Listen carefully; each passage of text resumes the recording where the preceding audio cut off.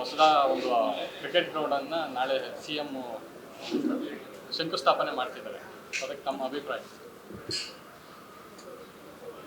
Stadium ಮಾಡ್ತಕ್ಕಂಥದ್ದು KHP ಕೆಲಸ ಅಲ್ಲ. ಕರ್ನಾಟಕ ಗೃಹ ನಿರ್ಮಾಣ ಮಂಡಳಿ ರಾಜ್ಯದ ಸಾಮಾನ್ಯ ಜನರಿಗೆ ಗೃಹ ನಿರ್ಮಾಣ ಮಾಡಿಕೊಡ್ತಕ್ಕಂಥದ್ದೇ ಅದರ ಕೆಲಸ.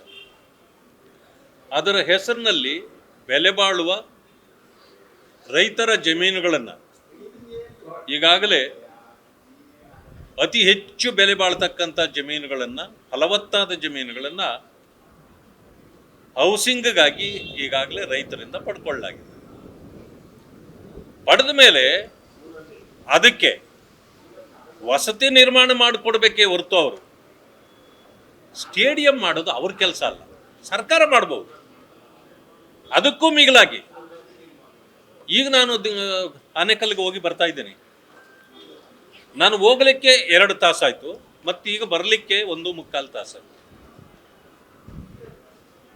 ಇನ್ನೂ ಇದೆಲ್ಲ ಆದಮೇಲೆ ಅಲ್ಲೇ ಪರಿಸ್ಥಿತಿಯನ್ನು ಈಗಲೇ ಊಹಿಸಿ ನೋಡ್ಬೋದು. ನಾನು ಹೇಳ್ತಕ್ಕಂಥದ್ದು, ನೀವು ಏರ್ಪೋರ್ಟ್ ಮಾಡೋದಾಗಲಿ ಅಥವಾ ಈ ಸ್ಟೇಡಿಯಂ ಅಂತ ಮಾಡೋದಾಗಲಿ, ಈಗಾಗಲೇ ಬೇರೆ ಕಡೆ ಸ್ಟೇಡಿಯಂ ಇದೆ. ಅಥವಾ ನೀವು ತುಮಕೂರು ರಸ್ತೆ ಕಡೆ ದೂರಕ್ಕೆ ಮಾಡಿದರೆ ಆ ಕಡೆಯಿಂದ ಬರೋ ಟ್ರಾಫಿಕ್ಕು ಬೆಂಗಳೂರು ಕಡೆಯಿಂದ ಹೋಗೋ ಟ್ರಾಫಿಕ್ ಆಚೆಗೆ ಹೋಗ್ತದೆ ಹೊರತು ಒಳಗಡೆಗೆ ಬರೋದಿಲ್ಲ. ಈ ಕಾರಣದಿಂದ ಬೆಂಗಳೂರನ್ನು ಇವತ್ತು ಟ್ರಾಫಿಕ್ ಹೆಚ್ಚು ಮಾಡಿ ವರ್ಟಿಕಲ್ಲಾಗಿ ಬೆಳೆಸೋದಿದೆಯಲ್ಲ, ಇದು ಮುಂದೆ ಒಂದು ದಿವಸ ಇದು ಆಘಾತಕಾರಿಯಾಗಿ ಆಗ್ತಕ್ಕಂಥದ್ದು ಆಗುತ್ತೆ. ಆ ಕಾರಣದಿಂದ ನಾನು ಸಲಹೆ ಕೊಟ್ಟಿದ್ದೇನೆ, ಇದನ್ನು ತುಮಕೂರು ರಸ್ತೆಯಲ್ಲಿ, ತುಮಕೂರಿಗೆ ಹತ್ತತ್ರದಲ್ಲಿ ಮಾಡಿದರೆ, ಈಗ ಹೇಳ್ತೀರಿ ತುಮಕೂರನ್ನ ನಾವು ಬೆಂಗಳೂರಿಗೆ ಸೇರಿಸ್ಬಿಡ್ಬೇಕು, ಚಿಕ್ಕಬಳ್ಳಾಪುರ ಬೆಂಗಳೂರಿಗೆ ಸೇರಿಸ್ಬೇಕು, ಕೋಲಾರ ಬೆಂಗಳೂರಿಗೆ ಸೇರಿಸ್ಬೇಕು, ಈಗಾಗಲೇ ಬೆಂಗಳೂರು ದಕ್ಷಿಣ ಅಂತೇಳಿ ಕನಕಪುರ ಎಲ್ಲ ಮಾಡಿದ್ದಾಯಿತು. ಎಷ್ಟು ಈ ರೀತಿ ಆಶ್ವಾಸನೆಗಳನ್ನು ಕೊಡ್ತೀರಿ? ಆದ್ದರಿಂದ ನಾನೊಂದು ಸಲಹೆನೇ ಕೊಟ್ಬಿಡಿ, ಎಲ್ಲರಿಗೂ ಬೆಂಗಳೂರೇ ಬೇಕಾಗೋದಾದರೆ ಕರ್ನಾಟಕ ಅನ್ನೋದು ಯಾಕೆ ಬೇಕು? ಕರ್ನಾಟಕವನ್ನೇ ಬೆಂಗಳೂರು ಮಾಡಿಬಿಟ್ರೆ ಆಯ್ತಲ್ಲ. ಈ ರೀತಿಯ ಆಶ್ವಾಸ್ಪದವಾದ ಹೇಳಿಕೆಗಳನ್ನು ಕೊಡಬಾರ್ದು. ಆದ್ದರಿಂದ ಏನಿವತ್ತು ಹೌಸಿಂಗ್ ಬೋರ್ಡಿಂದ ನೀವು ಮಾಡಲಿಕ್ಕೆ ಹೋಗಿದ್ದೀರಿ, ಇದು ನಿಮ್ಮ ಕೆಲಸ ಅಲ್ಲ. ಇದು ಬಹುಶಃ ಇದು ಲೂಟಿ ಮಾಡೋ ಕೆಲಸ. ಇದು ನಾನು ಕೇಳಪಟ್ಟಿದ್ದೇನೆ, ಈಗಾಗಲೇ 3,500-4 ಸಾವಿರ ಕೋಟಿ ಇದಕ್ಕೆ ಆಗ್ತದೆ ಅಂತ. ಅಂದರೆ ಟೆಂಡರು ಎಲ್ಲ ಮಾಡಬೇಕು. ಈಗಾಗಲೇ ಟೆಂಡರ್ ಮಾಡಿಬಿಟ್ಟಿದ್ದೀರಿ. ಅರ್ಥವೇ ಆಗದಂಥ ಸ್ಥಿತಿಯಲ್ಲಿ ಇವತ್ತು ಬೆಂಗಳೂರನ್ನ ಬೆಳೆಸಲಿಕ್ಕೆ ಹೊರಟಿದ್ದೀರಿ. ಪ್ರಕೃತಿಗೂ ನಿಮ್ಮ ಈ ನಡೆ ಇಚ್ಛೆ ಆಗಿಲ್ಲ, ಇಷ್ಟ ಆಗಿಲ್ಲ. ಅದಕ್ಕೆ ನಿನ್ನೆ ಹಾಕಿದ್ದ ಎಲ್ಲ ಪೆಂಡಾಲ್ಗಳು ಎಲ್ಲವೂ ಕೂಡ ನಿನ್ನೆನೇ ಬೆಳೆಸ್ಬಿಟ್ಟಿದೆ. ಈಗ ನೋಡಿರ್ಬೇಕು, ಫೋಟೋಗಳು ಬಂದಿರಬೇಕು, ನಿಮ್ಗೇನು ಬಂದಿದೆಯಲ್ಲ ಗೊತ್ತಿಲ್ಲ, ನನ್ನ ಕಡೆ ಇದೆ. ಅಲ್ಲಿ ಆಗಿರ್ತಕ್ಕಂಥ ಎಲ್ಲ ಪೆಂಡಾಲ್ಗಳು ನೀವು ಎಷ್ಟು ದೊಡ್ಡ ಇದನ್ನು ಹಾಕಿದ್ರಿ, ಎಲ್ಲವೂ ಕೂಡ ನಿನ್ನೆನೇ ಉದುರಿ ಬಿದ್ದೋಗಿದೆ. ಮಣ್ಣು ಕಚ್ಚಿದೆ ಅದಕ್ಕೆಲ್ಲ. ಅಂದರೆ ಪ್ರಕೃತಿಗೂ ಅದು ಇಷ್ಟ ಇಲ್ಲ. ಆಮೇಲೆ ಇನ್ನೂ ಒಂದು ಇವರು ಕೂಡ ಹೇಳಿದ್ದಾರೆ, ಫಾರೆಸ್ಟ್ ಮಿನಿಸ್ಟ್ರು ಕೂಡ ಒಂದು ಮಾತನ್ನು ಹೇಳಿದ್ದಾರೆ.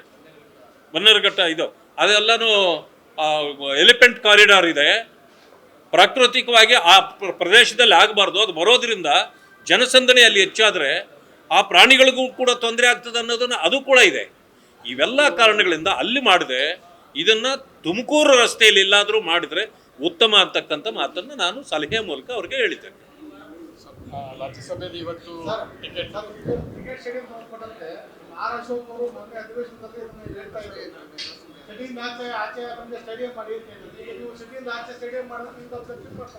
ನೋಡಿ, ಕೇಳಿಲಿ, ಆ ಕಡೆ ನೀವು ಆನೇಕಲ್ ಕಡೆ ಹೋಗೋದ್ರಿಂದ ನೀವು ಫಾರೆಸ್ಟ್ ಕಡೆ ಹೋಗ್ತಿದ್ದೀರಿ. ಮತ್ತು ಆ ಕಡೆಗೆ ನಿಮಗೆ ನಮ್ಮ ಬೆಂಗಳೂರು ಬಾರ್ಡರ್ನಲ್ಲಿದೆ, ತಮಿಳುನಾಡಿಗೆ ಬಾರ್ಡರ್ನಲ್ಲಿದೆ. ಆ್ಯಕ್ಚುಲಿ ನಾವು ಉತ್ತರ ಕರ್ನಾಟಕದ ಕಡೆಗೆ ಹೋಗಬೇಕು. ಅಲ್ಲಿನ ಜನರಿಗೆ ಅವಕಾಶಗಳು ಅವಶ್ಯಕತೆಗಳು ಇಲ್ವಾ? ಅದನ್ನು ನಾವು ನೀಗಿಸಬಾರ್ದ? ಯಾಕೆ ಈ ಕಡೆ ಮೂಲೆಗೆ ಹೋಗ್ತಾ ಇದ್ದೀವಿ ನಾವು? ಇಲ್ಲಾದ್ರೆ ಇಲ್ಲಿ ಇವ್ರನ್ನ ನೋಡಿದ್ರೆ ಇವ್ರ ತೀರ್ಮಾನಗಳು ಜನ ತುಳಿದು ಸಾಯ್ತಾರೆ. ನಾಳೆ ಹೋದ್ರೆ ಅಲ್ಲಿ ಆನೆಗಳು ತುಳಿದು ಸಾಯ್ಬೋದು, ಅದನ್ನ ತಿಳ್ಕೊಳ್ಬೇಕಲ್ಲ. ಅಲ್ಲಿ ಹೋದ್ರೆ ಅಲ್ಲಿ 2,000-3,000 ಎಕರೆ ಲ್ಯಾಂಡ್ ಅಕ್ವಿಸಿಷನ್ ಮಾಡ್ಲಿಕ್ಕೆ ಸಮಸ್ಯೆ ಆಗಲ್ವಾ? ಅವಾಗ ರೈತರು ಹೋರಾಟ ನೋಡಿ ನಾನು ಹೇಳೋದು KHB ಕೆಲಸ ಅಲ್ಲ, ವಸತಿ ನಿರ್ಮಾಣ ಮಾಡೋದು ಮಾತ್ರ ಅವ್ರ ಕೆಲಸ. ಅವ್ರು ಮಾಡಲಿ. ಸರ್ಕಾರ ಏನ್ ಮಾಡ್ಬೋದು, ಇದನ್ನೆಲ್ಲ ಮಾಡಬಹುದು, ಮಾಡಲಿ, ಸರ್ಕಾರ ಮಾಡಲಿ ಅದನ್ನ. KHB ನೀವು ರೈತರಿಂದ ತಗೊಂಡಿರ್ತಕ್ಕಂಥ ಜಮೀನು ವಸತಿಗೆ, ನೀವು ವಸತಿ ಮಾಡಲಿಲ್ಲ ಅಂದ್ರೆ ಆ ಜಮೀನನ್ನ ವಾಪಸ್ ಕೊಡಿ ರೈತರಿಗೆ. ಸರ್, ಇವತ್ತು ರಾಜ್ಯಸಭೆದು ಟಿಕೆಟ್ ಅಂದ್ರೆ ಘೋಷಣೆ ಆಗಿದೆ ಎಲೆಕ್ಷನ್ ಸಂಬಂಧಪಟ್ಟಂತೆ. ಸೊ ಬಿಜೆಪಿಯ ಅಭ್ಯರ್ಥಿ ತೀರ್ಮಾನ ಆಗಿದೆಯಾ ಹೇಗೆ? ನೋಡಿ, ನಮ್ಮ ಅಭ್ಯರ್ಥಿಯ ತೀರ್ಮಾನವನ್ನು ವರಿಷ್ಠ ಮಂಡಳಿ ತೆಗೆದುಕೊಳ್ತದೆ. ಇಲ್ಲಿ ಯಾವುದೇ ತೀರ್ಮಾನ ಆಗೋದಿಲ್ಲ. ಆದರೆ ನಿನ್ನೆ ಕೋರ್ ಕಮಿಟಿಯಲ್ಲಿ ಚರ್ಚೆ ನಡೆದಿದೆ. ಕೆಲವು ಹೆಸರುಗಳನ್ನು ನಾವು ಕಳಿಸುವಂಥ ಕೆಲಸವನ್ನು ಮಾಡಿದ್ದೀವಿ. ಉಳಿದ ತೀರ್ಮಾನ ನಮ್ಮ ವರಿಷ್ಠ ಮಂಡಳಿ ತೆಗೆದುಕೊಳ್ತದೆ. ಸರ್, ಈಗ ಎರಡು ಪಕ್ಷಗಳು ಸೇರಿದ್ರೆ ಒಂದು ಸ್ಥಾನಕ್ಕೆ ಮಾತ್ರ ಅವಕಾಶ ಸಿಗ್ಬೋದು, ಅಥವಾ ನೀವು ಎರಡನೇ ಕ್ಯಾಂಡಿಡೇಟ್ ಕೂಡ ಇಳಿಸ್ಬೋದು. ಆದ್ರೆ ಈಗ ದೇವೇಗೌಡರು ರಾಜ್ಯಸಭೆಗೆ ಮತ್ತೆ ಹೋಗ್ತಾರಾ ಹೋಗಲ್ವಾ ಅನ್ನುವಂಥ ಚರ್ಚೆ ಇದೆ. ಮತ್ತೆ JDS ನವರು ಕೂಡ ವಿಶ್ವಾಸದಲ್ಲಿದ್ದಾರೆ, ಈ ಸತಿ ದೇವೇಗೌಡರು ರಾಜ್ಯಸಭೆಗೆ ಮತ್ತೆ ಹೋಗ್ತಾರೆ ಅಂತ. ಅಂದ್ರೆ ಬಿಜೆಪಿ ಯಾವ ರೀತಿ ಅಂತ ನಿರ್ಧಾರ ಮಾಡ್ತಾ ಇದೆ? ನೋಡಿ, ನಾವು BJP ಇಲ್ಲಿ ಏನೂ ನಿರ್ಧಾರ ಮಾಡಿಲ್ಲ, ನಾವು ಮಾಡೋದು ಇಲ್ಲ. ಯಾಕಂದ್ರೆ ದೇವೇಗೌಡರ ವಿಚಾರ ಬಂದ್ರೆ ನಮಗೆ ಅವ್ರ ಬಗ್ಗೆ ಗೌರವ ಇದೆ. ಅವರು NDAನ ಪಾಲೇ ಹೊರತು BJPಯ ಪಾಲಲ್ಲ.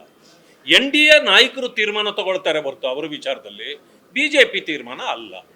ಆದ್ರಿಂದಾಗಿ ಇದರ ಬಗ್ಗೆ ನಾವು ಮಾತಾಡೋದು ಸೂಕ್ತ ಅಲ್ಲ.